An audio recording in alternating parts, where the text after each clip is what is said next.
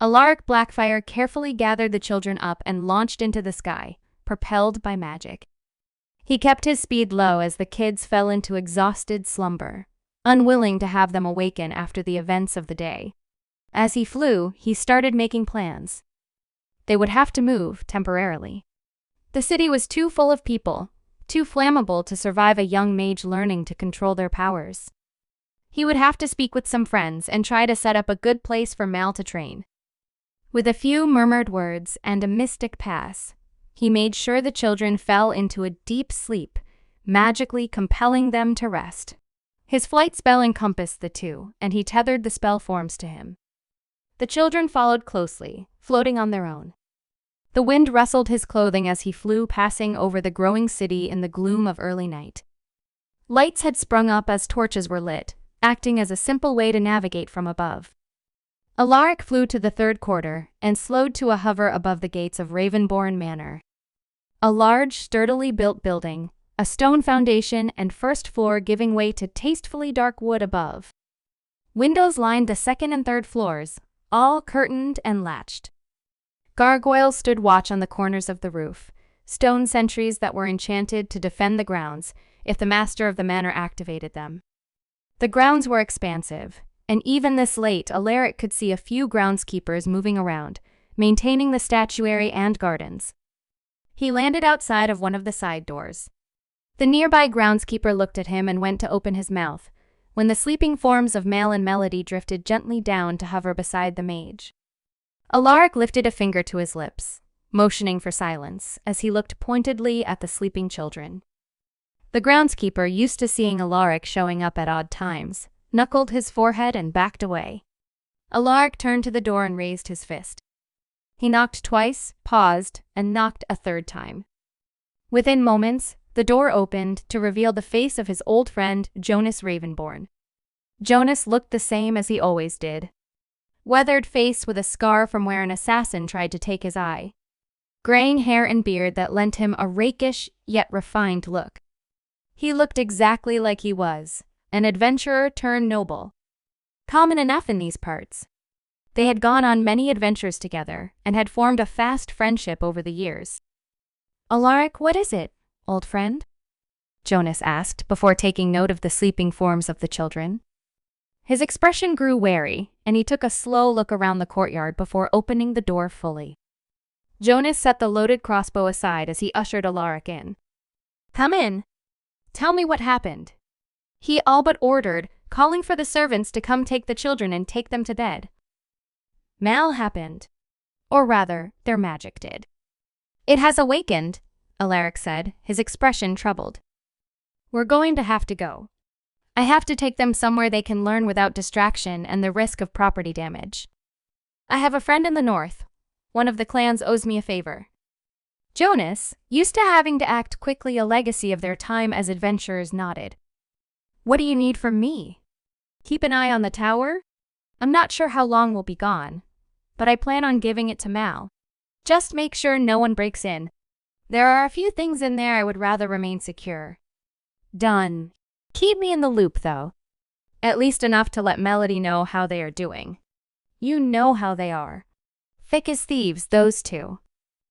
She would raise an unholy terror if Mal just vanished without saying anything. Alaric smiled and moved to collect Mal.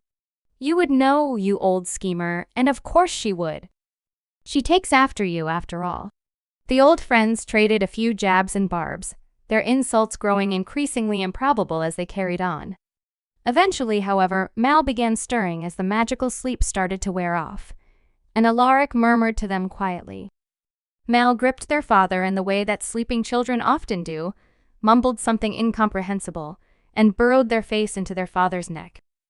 A moment later, they began snoring.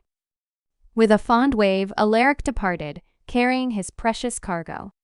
"WHAT?" Mal shouted. "We are going away for a while. To a place where you can train safely. We leave tonight," Alaric repeated for the third time, patiently. They were in the kitchen, working on breakfast, when Alaric broke the news. "But I don't want to go."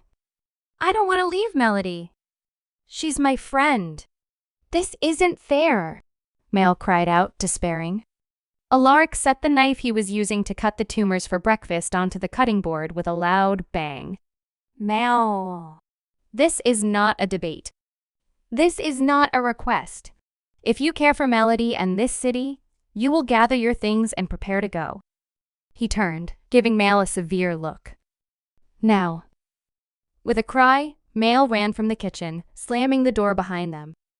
I don't want to go, Mal said, staring glumly at the slowly flowing water. Melody crouched next to them, rubbing their back.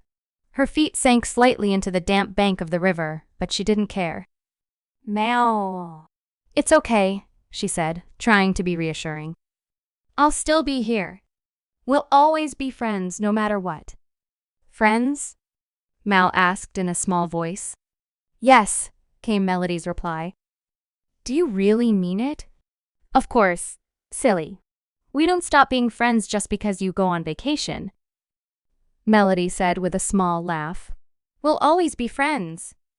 Mal looked at her, a hopeful expression starting to grow on their face. Their next words were oddly serious, their tone holding a certain weight. Are you sure? I might not be back for a long time. Listen, Sparklefingers. You're not getting rid of me that easily. We're friends to the end, and when you get back, I'm going to throw you a party. Mal instantly relaxed, eyes beginning to tear up as the conviction, the truth of Melody's statement rang in the air. Among the Fae, the number 3 was significant. Oaths given 3 times were binding. Names said 3 times were noticed. Statements spoken 3 times were undeniably true. Mal had spent the first 10 years of their life living among them and had picked up on the habit. Then I will come back. When the time is right, I will return here.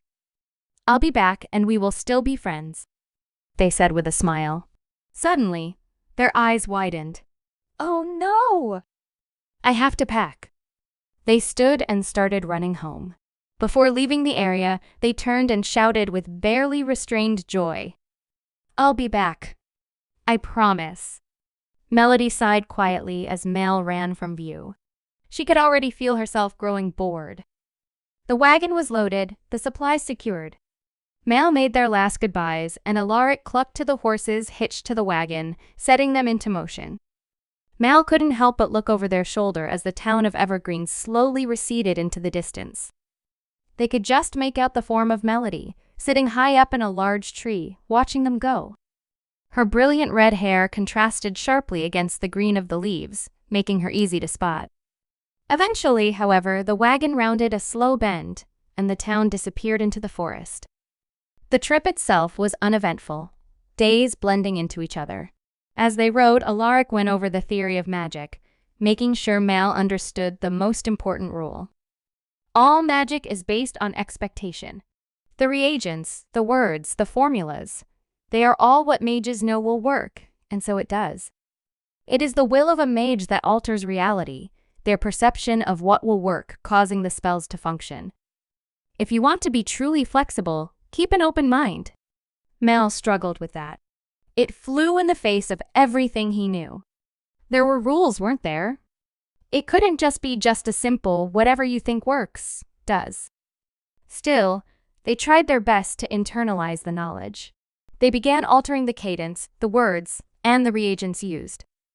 In their mind, anything even tangentially related to the spell could be used to power it, and so it was. Each night, Mal practiced, guided by their father. In the peace of the forest, warmed by the nightly campfire, Mal learned to fire bolts of flame, move things telekinetically, and even clean things with a whispered word and the motion of a hand. They were feeling pretty good about themselves when the path they were on opened up into a large clearing. Sitting in the clearing was a small village of hide and wood structures. Green and gray-skinned figures moved around within the perimeter of the village, dressed in leather and homespun. Everything looked primitive, made for temporary use, a far cry from the solid buildings of Evergreen. A figure approached them as Alaric brought the wagon to a halt, looking them over carefully. "Ho, travelers! What business do you have with Clan Ghost Wolf?" the figure said, and Mal blinked. "A woman. Nina, I believe, yes?" I am Alaric Blackfire with my child, Mal. We are here to speak with Chief Keth. He is expecting us, Alaric said with a small bow. Yes, that is my name. I am glad you remembered me, Alaric Blackfire. The chief told us to keep an eye out for you. Please come this way. He is waiting. We will care for your wagon and horses. Welcome to the Ghost Wolf Camp, honored guests. The two dismounted the wagon, a young half-orc coming to take the reins, and followed Mina into the encampment. Curious eyes followed them, and whispering broke out in their wake.